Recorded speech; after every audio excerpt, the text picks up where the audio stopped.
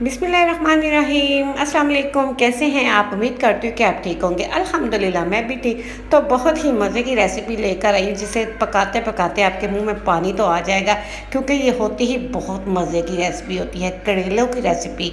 इतने आसान तरीके से आपको बताना सिखाऊंगी कि एक यूनिक तरीके से, जिससे करेले बिल्कुल भी कड़वे नहीं बनेंगे। कैसे कड़वे नहीं बनेंगे, इसके लिए आपको देखना पड़ेगी हमारी पूरी वीडियो, और वीडियो को लाइक भी करना पड़ेगा। जिसके लिए सबसे पहले मैंने ले ली है 1 किलो करेले। इसको मैंने धो के साफ कर लिया। इसके अब छिलका उतार लेंगे। बहुत ही मज़े के करेले तैयार होंगे और इतनी आसानी से ये तैयार होते हैं, आप यकीन माने। और इसके अंदर बिल्कुल भी करवाहट नहीं होगी, इतने मज़े के ये तैयार होंगे। आप एक की बजाय दो दो रोटियां खाएंगे। तो यहाँ पे सबसे पहले मैंने छुरी के साथ इसको हल्का हल्का सा साफ कर लिया। ज़्यादा नहीं हमने साफ करना, बिल्कुल हल्का हल्का इसका छिलका उतारना है, क्योंकि ज़्यादा छिलका उतारेंगे ना तो वो करेलों में मज़ा नहीं आएगा। ये देखिए, आपको नज़र आ रहा होगा सारे करेलों के छिलके मैंने उतार लिए। इसको मैं एक साइड पे काट लूँगी। यहाँ पर एक बोल ले लिया, अब इसकी हम कटाई कर लेंगे। यकीन करें, इतने मज़े के ये करेले तैयार होने हैं ना, बच्चे क्या बड़े भी बड़े शौक से खाएंगे। बिल्कुल भी कड़वे नहीं होंगे, इतने मज़ेदार। ये देखिए, ऊपर से मैंने पकड़ के इसको छुरी के साथ गोल गोल और बरीक बरीक काटना शुरू कर दिया। ये देखिए, इस तरह बड़ी आसानी से ये कट हो जाते हैं। यहाँ पे सारे करेलों को मैंने काट लिया। ये देखिए, अब मैं इसके अंदर डालूंगी नमक। 3 से 4 चम्मच भर भर के इसके अंदर नमक डालेंगे, क्योंकि नमक लगाने से इसका जो अंदर करेलों के कड़वा सा पान होता है ना, वो निकल आता है। और इसको अच्छी तरह से हाथों से मसल मसल के ना तकरीबन 1 से 1.5 घंटे के लिए ना मैं रख दूँगी, ताकि इसकी जो करेलों की कड़वाहट है ना, वो निकल जाए।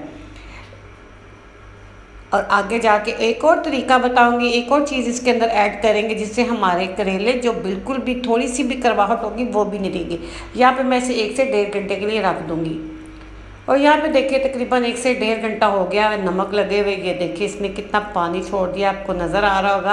ये देखिए, करेलों के अंदर से कितना पानी निकला। इसको मसल के ना तकरीबन 3 से 4 पानी के अंदर मैं ना अच्छी तरह से धो लूँगी। ये देखिए, कितना पानी इसका निकला। ये इसकी करवाहट होती है, अंदर इसका जो कड़वापन होता है ना, वो इस तरह निकल आता है। 3 से 4 अदद पानी में इसको धो के रख दूँगी 1 घंटे के लिए, पंखे के नीचे खुश्क करने के लिए।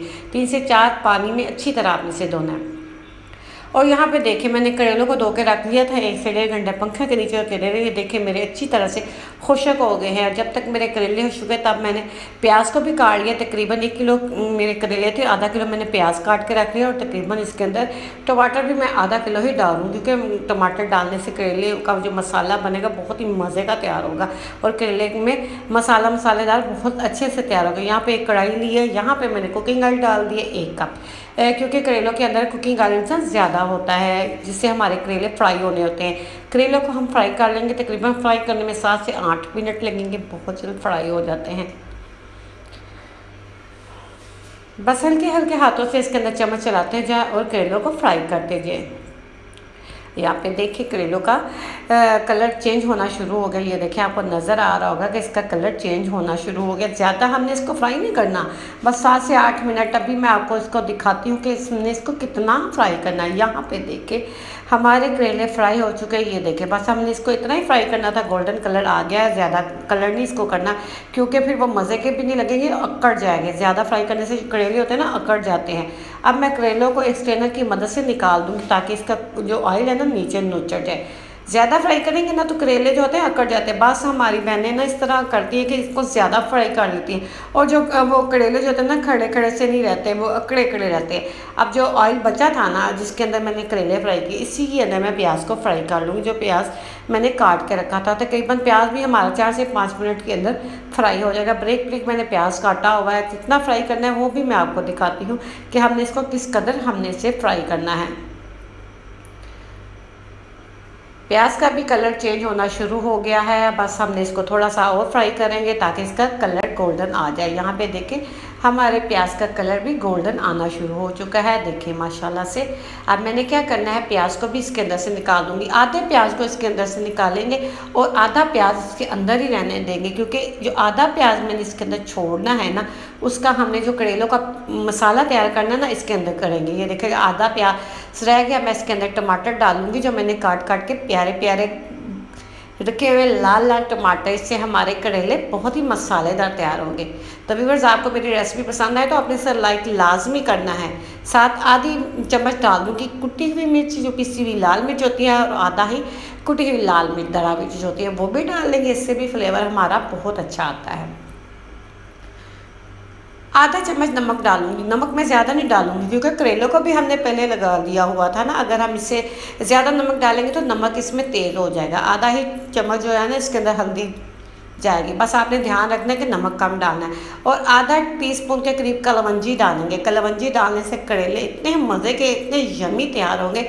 और एक चम्मच भर के पिसा हुआ धनिया, बस यही मसाले इसके अंदर जाएंगे और इन मसालों को अच्छी तरह से भूनेंगे, इतना भूनेंगे कि जो टमाटर जो मैंने डाले है ना, हमारे टमाटर गल जाए और नरम हो जाए। अब साथ में इसके अंदर डालूंगी 4 से 5 हरी मिर्चें ब्रीक ब्रीक मैंने काट के रखी हुई, इससे भी करेले फ्लेवर बहुत मज़े का आता है। 2 से 3 चम्मच इसके अंदर पानी डालना है, ज़्यादा पानी नहीं डालना, बस इतना कि हमारे टमाटर जो है ना गल जाएँ अच्छी तरह से। बहुत जल्दी ये ना टमाटर गल जाते हैं। ये देखिए हमारे टमाटर जो गल गए हैं और जो मसाला है ना इसने ऑयल भी छोड़ दिया। अब क्या करेंगे, जो मैंने करेले और प्याज को फ्राई करके रखा हुआ था ना पहले के, ये दोनों चीज़ें इसके अंदर हम डालेंगे और 1 से 2 मिनट के लिए सारे मसाले के साथ इसको भून लेंगे, ताकि जो मसाले का फ्लेवर है ना वो अच्छी तरह से करेलों के अंदर आ जाए।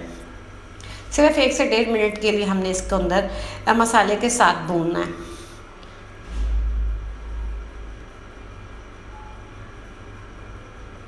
2 हरी मिर्चें भी इसके अंदर मैंने साबुत डाल दिए, जिससे फ्लेवर बहुत मज़े का लगेगा। अगर आपको पसंद है तो आप डालें, वरना मैंने काट के तो डाली हुई थी, लेकिन मुझे अच्छी लगती है खाने में जब साबुत मिर्चें ऊपर आई हो ना, इसको काट के साथ डालें।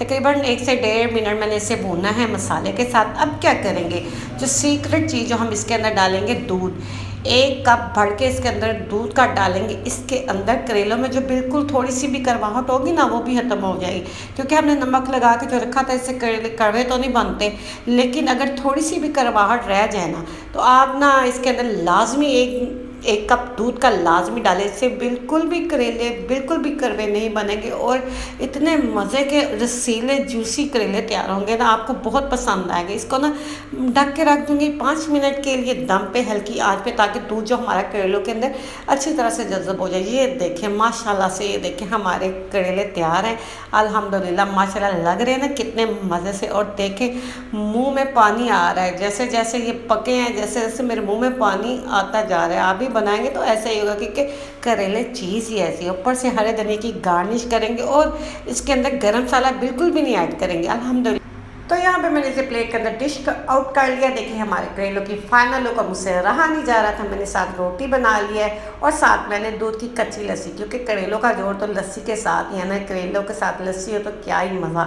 और माशाल्लाह से इतने ही मज़े के तैयार हुए थे ना, यकीन माने इतने मज़े के थे ना कि मैंने मुकम्मल 2 रोटियां खाई थी। इतने मज़े का ये करेले का सालन तैयार हुआ था।